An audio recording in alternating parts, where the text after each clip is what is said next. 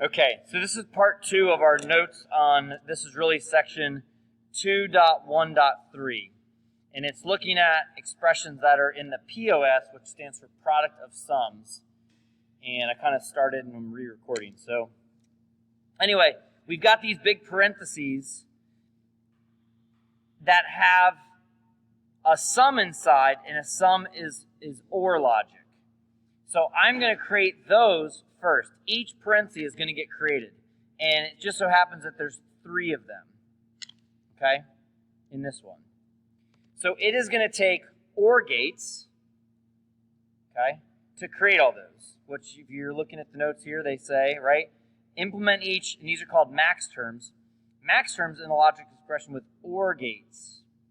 So we're going to use OR gates to create each of these parentheses, each of the sums. Then, to put them together, all 3 of them, they're being multiplied, that's the product, that's where we're going to say AND. Use our AND logic to make that exact combination of those 3 parentheses, okay? So, actually executing it here is going to be kind of the same as, I'm going to get some colored pens just to work with. That's helpful. I'm going to make a little spot. It looks like there's 4 inputs, or, you know, they can be 1s or 0s, but W, X, Y, and Z. So I'm going to have W go through an inverter, and then I'll have a bypass around the inverter. So I have the ability to grab W or not W. Is that okay? So I'm just going to write these out. So then I've got X, same thing, an inverter so I can get not X, past the inverter so I can grab regular X. Let's see, another color, Y. So I'm just going to do that with all 4.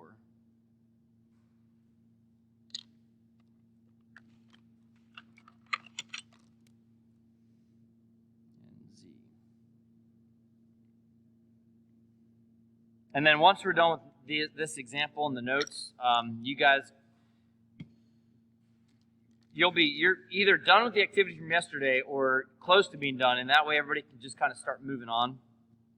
So with the 2.1.3 activity, which I'll give you some notes on that, or just some pointers on it when we're done with this example. So, all right, so we've got those prepped, and we're going to build this first sum. Okay, so we need OR gates, and I'm going to go ahead and pretend that I can use an OR gate with however many inputs I want. So that's going to be a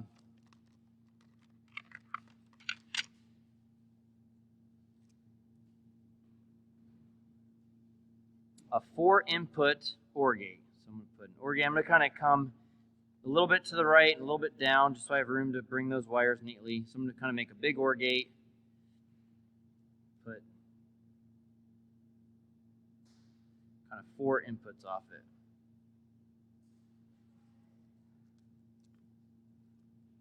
And then I'll go pick up what I need. So I need to OR together W,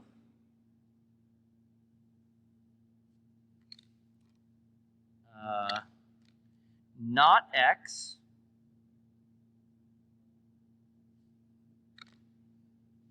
not Y, and Z.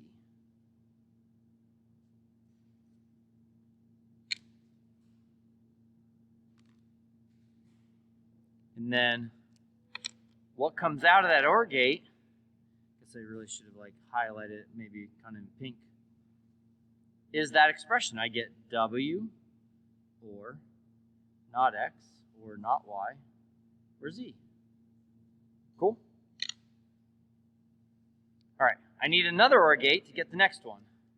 So that one's only got 3 things getting added together. So I'm going to make another OR gate.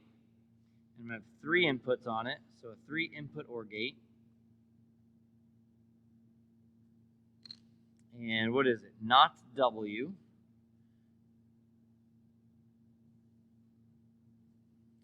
And then X.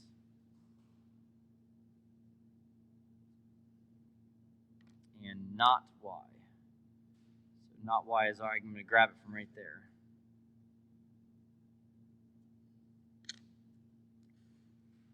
No z needed there. And then the last one, I've got the sum of w and not z.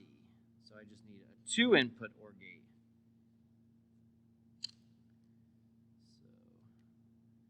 So w is right here.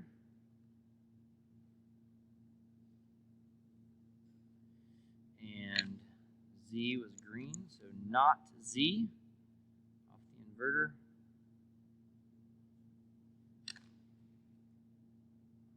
I never used y anywhere, did I? That's okay. So the second sum is right here, not w, or x, or not y. And the third sum was this one, w or not z. All right, and then the last part of all this is that these three parentheses are all product together. So that means I need that combination. I need the combination of this and this and this. And. So I need an AND gate. And it's going to be a 3-input AND gate. So the AND gate symbol looks like that. And I'm going to put 3 things on it. And that is my output to give me F2. I'm not going to rewrite the expression since it's right there. But I will just show that, right, we're bringing that into the AND gate. We're bringing that sum into the AND gate. And the last sum.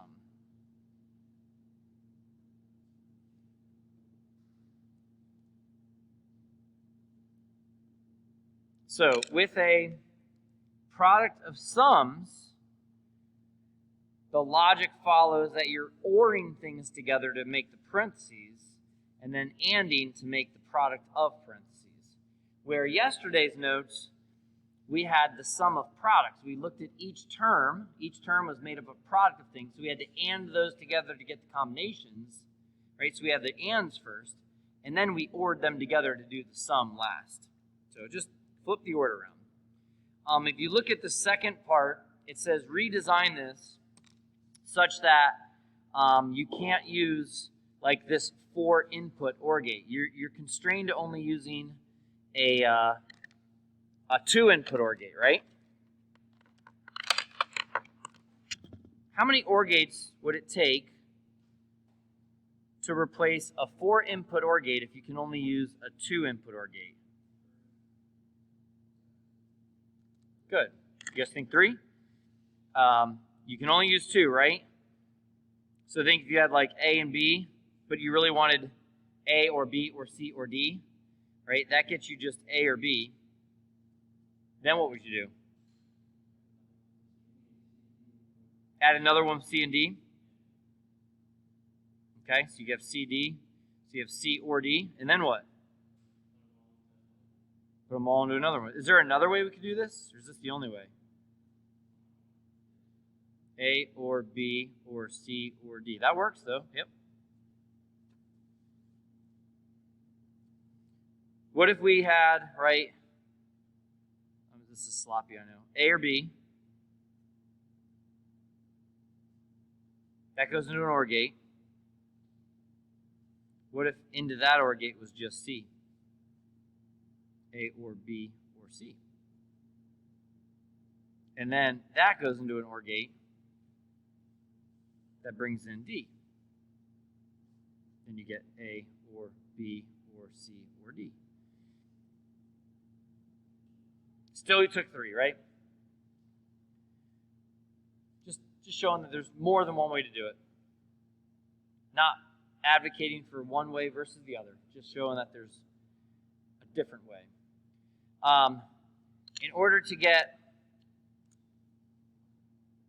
3 things ORed together, we kind of did that. Once we got A, B, and C together right here, we had it. So it would take two OR gates to get 3 things together. So that's all in the redesign they're asking you to do. All right, so I think we're in kind of decent shape. When you get to the activity, I thought I had it open. 213, I do. Nope. Stay open. There you go. It's like the notes. They're going to give you this one. Now, this one's not like today's. This one's like yesterday's examples. See, there's no parentheses. This is a sum of products. So this one's going to be the AND gates first and then the OR gate. They do ask you to redesign it, limiting the 2 inputs, where up above you don't have to limit. So use whatever number of inputs you need to be as efficient as possible. And then on number 3, they want you to build it in multi-sim. And then we're going to breadboard it. So you're going to be building this in a breadboard very soon. Probably not today, but tomorrow, I think. Okay? I think as you guys work, you're going to see people are going to be on multi-sim today. On multi-sim, let me give you a preview of what this looks like. First off, you can't put the lines over. If you want to use the text tool and type, you can't put the line over the letter. So people use the tilde in front of the letter for like not C. So this is A, not C, and this is not A, C. Okay. So what they do, the configuration is going to be that you have switches for your inputs, A, B, C, D. Or sorry, A, B, C in this case. And you are going to be able to toggle the switch to either voltage or ground, 0 voltage. And this is, right, voltage is going to be our A, and our ground is going to be our not A. And you're only going to test one combination at a time. So we don't need a line. We don't need a line for A and another line for not A.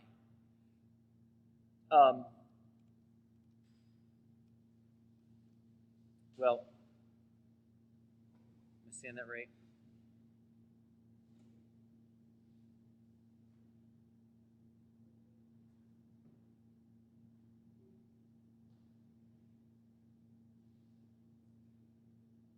Let me think. Well, I'll rephrase later when we summarize. But yeah, for now, like this is, so we want these switches, and we're going to pick up only A or not A each time.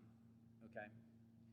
And then you're going to run those through your circuits, wherever you had A, whether it was A or not A, okay, you're going to run the A lines. Wherever you had B or not B, you're going to run the B. Now, to be able to see if it works, they want to make like an actual circuit. Electricity has to make a loop. And we want to visually be able to see a 1 or 0. So at the end, I want you to see that coming out of the final output, they've put an LED. And then this goes back to ground. So you think of when voltage can come through and make it all the way through, voltage is like your 1. So when a 1 can come through, we've got voltage coming through, which should be able to power the LED and make it turn on. But then we've got to connect that back to ground to make a full loop. All right, now, without a resistor, we would have a problem with our LED, right? So we also put a resistor in line with the LED so that we don't have too much current flowing through the LED. But does that make sense? That gives you a glimpse of the first one, kind of understanding the makeup of the switches, the voltage, the grounds. So each switch is connected to voltage or ground. So we can, each line can be one or the other. It's going to be A or not A. So, okay? Our minute's